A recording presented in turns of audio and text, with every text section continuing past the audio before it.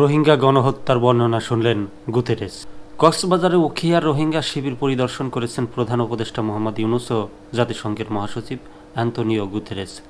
সেখানে গুতেরেস রোহিঙ্গা ভুক্তভোগীদের সঙ্গে কথা বলেন এবং মিয়ানমারে তাদের উপর চালানো গণহত্যার মর্মস্পর্শী বর্ণনা শোনেন।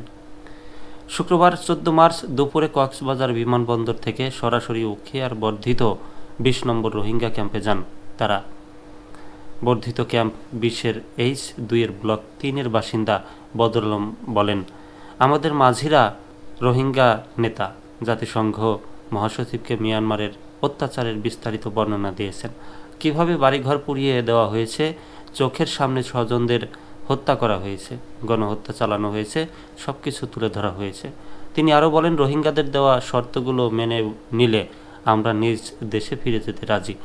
এই বিষয়টি জাতিসংঘ মহাসচিব ও অন্তর্বর্তী সরকারের প্রধান উপদেষ্টাকে জানিয়েছেন রোহিঙ্গা কমিউনিটি নেতারা।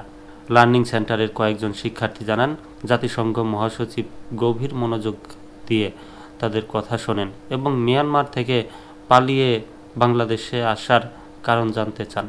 মহাসচিব আন্তর্জাতিক সম্প্রদায়ের আরও জোরালো ভূমিকা রাখার আশ্বাস দেন। এরপর তারা রোহিঙ্গা সাংস্কৃতিক স্মৃতিকেন্দ্র ও তার ত্রাণ বিতরণ কেন্দ্র পরিদর্শন করেন।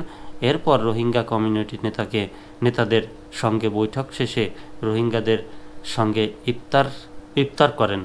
এ সফরকে রোহিঙ্গাদের জন্য আন্তর্জাতিক মহলের জন্য নতুন বার্তা হিসেবে দেখা হচ্ছে, যা তাদের নিরাপদ প্রত্যাবাসন ও অধিকার রক্ষায় গুরুত্বপূর্ণ ভূমিকা রাখবে বলে মনে করছেন সংশ্লিষ্টরা। রোহিঙ্গা ক্যাম্প পরিদর্শন শেষে ব্রিফিংয়ে জাতিসংঘ মহাসচিব বলেন, বলপূর্বক বাচ্চুত হয়ে বাংলাদেশে আশ্রয় নেওয়া রোহিঙ্গা জনগোষ্ঠী নিজ দেশ মিয়ানমারে ফিরে যেতে চান। এই জনগোষ্ঠীকে ফেরত পাঠাতে মিয়ানমারের মধ্যে শান্তি প্রতিষ্ঠা হওয়া জরুরি বলেও মন্তব্য করেন তিনি। গুতেরেস বলেন, ক্যাম্পে রোহিঙ্গাদের মানসম্মত জীবনযাপন প্রয়োজন। এটি নিশ্চিত করতে সহায়তা করবে জাতিসংঘ। পাশাপাশি তাদের খাদ্য নিরাপত্তা নিশ্চিতে কাজ করার কথাও জানান